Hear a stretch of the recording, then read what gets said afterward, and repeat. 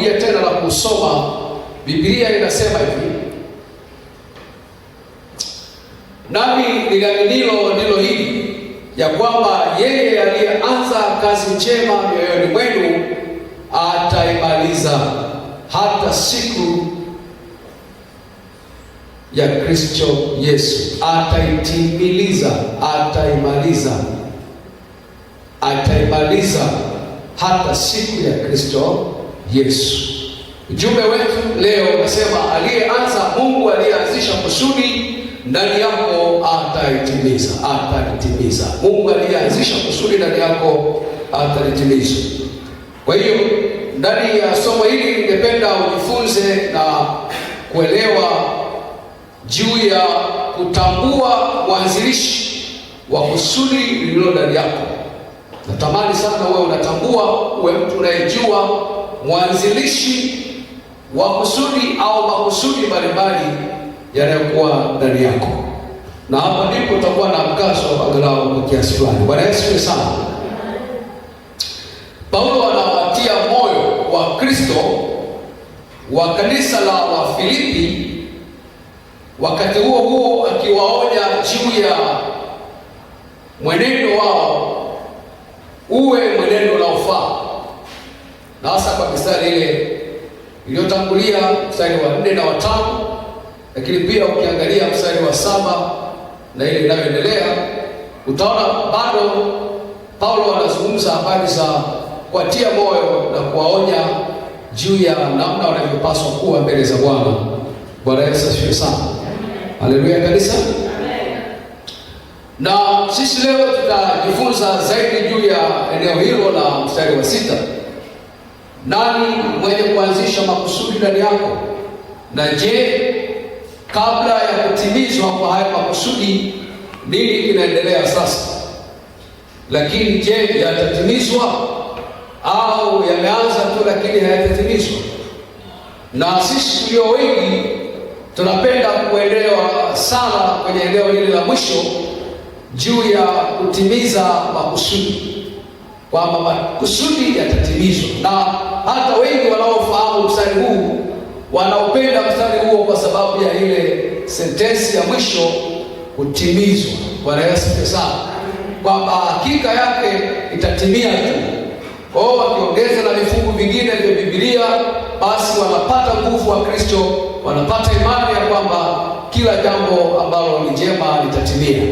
Lakini mimi leo sitazungumza sana juu ya eneo hilo la kutimizwa kwa kusudi, ila nataka kuzungumza sana juu ya mwenye kuanzisha. Hebu sema mwenye kuanzisha.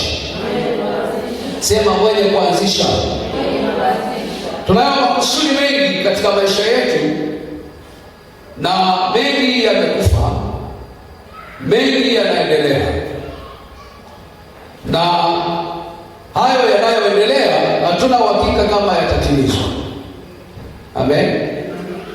Na mengine tuna uhakika kwa imani kwamba yatatimizwa, na ingawa huenda hata hayawezi kutimizwa, ingawa sisi wa Kristo tunaamini katika kila jambo, lakini pia ni hatari kuweka imani kwenye jambo ambalo halipo. Ni hatari kuweka imani kwenye jambo ambalo halipo, yaani kwenye jambo ambalo si kusudi la Mungu. Ni hatari, sikiliza, ni hatari kuweka imani yako kwenye jambo ambalo si la kimungu. Amen. Ingawa tunaweza kuamini tu, lakini ni hatari kuweka imani yako kwenye jambo ambalo Mungu hajalianzisha. Narudia,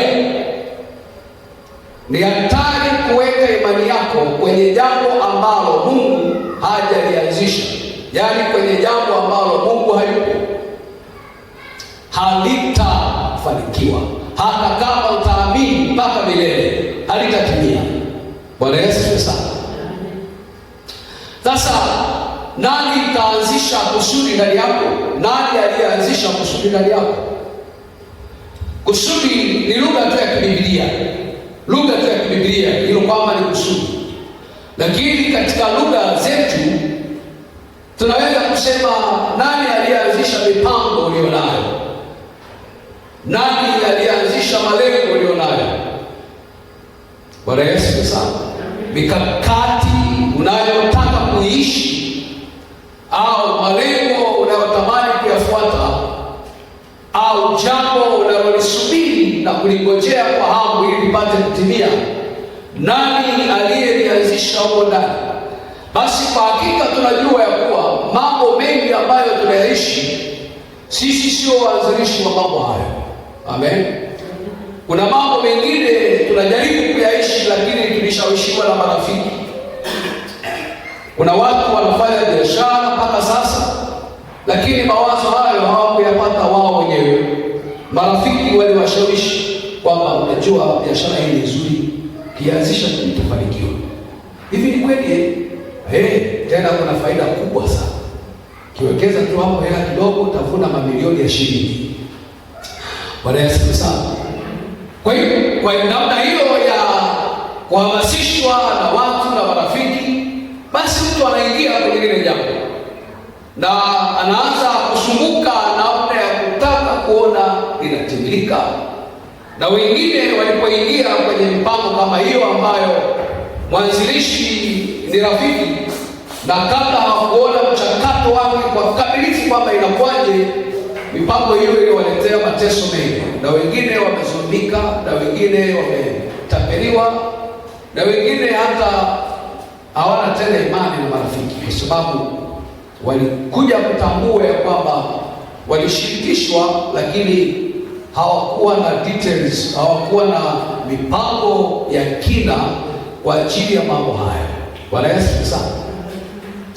Ndio, kuna wengi pia hata sasa ndoa zinaharibika kwa sababu mwanzilishi wa ndoa hizo alikuwa ni rafiki au mzazi, na yeye binafsi hakuwa na wazo, hakuwa na mpango wa kuingia kwenye hiyo ndoa. Yaani mwanzilishi alikuwa ni mtu mzazi, rafiki, kwamba olewa tu na ukoo ule, oa tu familia ile, itakuwa nzuri.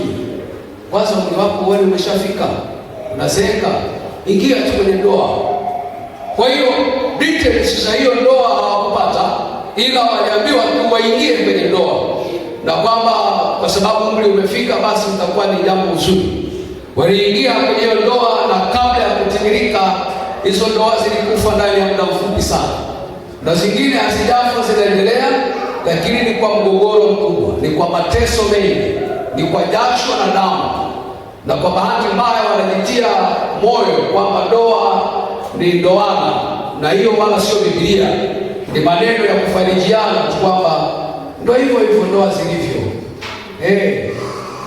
Kuwa uvione, ulidhania mchezo, ndio maisha. Kwa hiyo wanaishi hivyo kwa sababu wanatiwa moyo na maneno yasiyo ya Biblia, na kwa bahati mbaya hata mwanzilishi wa hiyo ndoa hakuwa Mungu, ila ulikuwa ni ushawishi tu wa kibinadamu. Sio muda mrefu nilikuwa mahali fulani nazungumza na watu fulani, wakajaribu kuonyesha, tulikuwa nazungumza na ndoa moja hivi, siwezi kuitaja hapa, lakini mazungumzo yale yakaonyesha watu wale waliingia kwenye ndoa ili wapate bima ya afya. Maana walikuwa marafiki tu, alafu ikaonekana kwamba sasa bwana huwezi kunufaika na bima ya afya. Kwa hiyo na sheria zinataka bima ya afya iende kwa mke ambaye amefunga naye ndoa. Kwa hiyo wakalazimika kwenda kufunga ndoa chap kule mahakamani ili angalau wapate uhalali wa kupata bima ya afya. Ndoa kama hiyo tayari ina shida, na wala hatutarajii kwamba itadumu ndoa hiyo, na ingawa zingine zinaendelea kuishi, lakini ni kwa kesi, ni kwa malalamiko, ni kwa jasho na damu, kwa sababu kilichowaingiza kwenye hiyo ndoa ni matamanio tu, mahitaji tu ya kawaida ambayo wangeweza kuyapata hata kwa pesa, lakini kwa sababu waliona mteremko ni kuingia kwenye ndoa, basi wakaingia kwenye ndoa ambayo kimsingi inawaletea shida. Bwana Yesu asifiwe sana. Nani aliyeanzisha mipango ulionayo, malengo ulionayo? Nani kaanzisha? Bwana Yesu asifiwe sana. Kwa sababu Biblia inasema mstari wa 6, naomba urudie tena pamoja na mimi mstari wa 6, maana Narudia mstari wa 6 pale. Nami niliaminiwa neno hili, ya kwamba yeye aliyeanza kazi njema mioyoni mwenu ataimaliza. Hebu sema ataimaliza. Hasemi, Biblia haisemi litaisha, wala Biblia haisemi litatimizwa, au Biblia haisemi litatimilika. Ila ukisoma mstari huo wa 6, Biblia inasema aliyeanzisha. Hebu sema aliyeanzisha. Sema aliyeanzisha. Halafu mstari huo hauishi, ila unasema atatimiza. Hebu sema atatimiza. Kwa hiyo anayeanzisha ndiye anayetimiza. Amen. Yaani hayupo anayeweza kutimiza mpango wa kurithi, na kama yupo atakayetimiza mpango wa kurithi, ujue kusudi lake litakuwa ni kuharibu. Amen. Yaani ninyi Waswahili mna msemo mmoja, umelikoroga kwa hiyo utalifanyaje? Utalinywa. Yaani hawezi kulikoroga mwingine alafu aliwe mwingine. Aliyelikoroga ndiye atakayelinywa. Yaani aliyelianzisha ndiye atakayelitimiza, ndiye atakayelimaliza. Kwa hiyo kama kusudi unaloishi nalo halikuanzishwa na Mungu, inawezekanaje kumshirikisha Mungu alimalize? Amen. Yaani aliyelikoroga ni shemeji yako, halafu alinywe Mungu wa mbinguni. Haiwezekani. Haleluya. Na mimi tunaelewana vizuri. Sasa ni hatari sana kwa watu wanaosubiri Mungu atimize jambo ambalo hakulianzisha. Ni hatari sana mwanadamu anapomsubiri Mungu alitimilize jambo, na hata kwa kuhalalisha kupitia mstari huu. Amen. Kwamba hana shida, Bwana atalitimiza, Bwana atalitimiza, Bwana atalitimiza. Sawa. Nani aliyelianzisha jambo? Labda limeanzishwa wewe mwenyewe, wewe ndio uliyelianzisha, tena kwa tamaa zako. Jambo ambalo ulianzisha mwenyewe, tena kwa hila. Halafu unamsubiri Mungu ukisema Bwana atalitimiza. Yaani ulikoroge wewe, halafu Mungu akalinywe. Haiwezekani. Haiwezekani. Haleluya. Bwana Yesu sana. Najaribu kurudia tena jambo la msingi hapa, kwamba huo mpango ulio nao, hilo kusudi ambalo unaliishi sasa, amen, nani alilianzisha? Nani alilianzisha?